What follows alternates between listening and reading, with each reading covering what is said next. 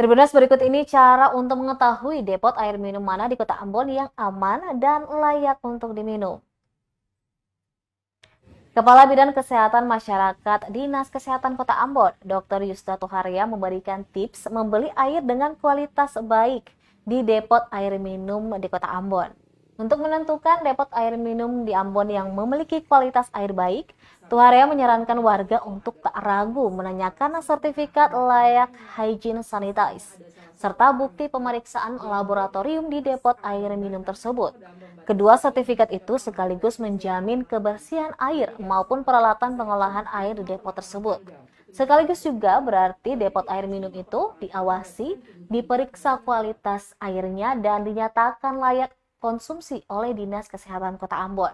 Diketahui tercatat ada 315 depot air minum di Kota Ambon, namun baru 64% atau 234 depot air minum yang telah lolos layak hygiene sanitize. Sementara 81 sisanya memang belum waktu untuk diperiksa atau beberapa lainnya menolak untuk diperiksa.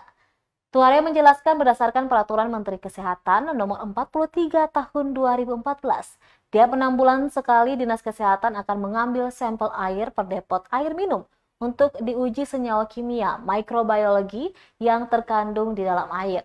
Sementara tiap bulannya, tiap puskesmas di Kota Ambon akan mengecek sanitasi tiap depot air minum seperti pipa dan instrumen lainnya.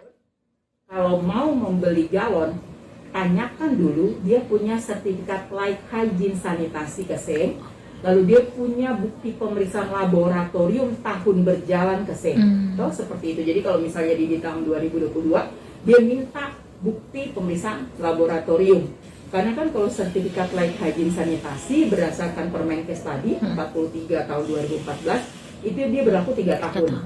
Tapi kan kalau pemeriksaan laboratorium itu kan kita lakukan setiap tahun. Jadi dia minta itu ada tidak pemeriksaan laboratoriumnya, ada tidak sertifikat layak hygiene sanitasinya.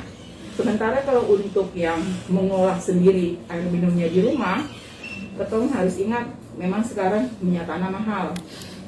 Tahu? Jangan sampai akan babui sedikit saja langsung bilang sudah nih bekas mati kompor dulu. Ya, kita lihat 3 sampai dengan 5 menit setelah mendidih. Tapi jangan juga lewat dari 5 menit karena dia akan menjadi kapur. Jadi kalau kurang menyebabkan penyakit menular, kalau lebih menyebabkan penyakit tidak menular.